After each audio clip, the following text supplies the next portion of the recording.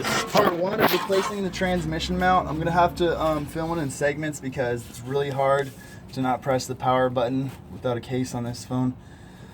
And it keeps on shutting off my thing, and then I just don't have enough hands to do all this on camera without a head mount. So anyway, once you remove this bolt with a 16 millimeter socket, there's a nut on this side and there's a bolt on the driver's side.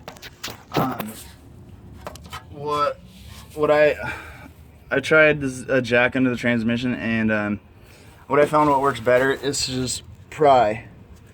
So see, I can get a good amount of movement. And this is the bar that came with the jack from the factory. Let's see if I can get that to focus. There we go. So this is the mount.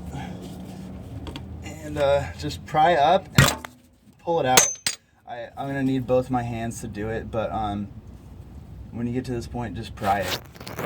So I've been struggling with it for a little bit, trying to get that bolt out, and by getting just the right tension on the jack, and it's just not worth your time. Just pry it.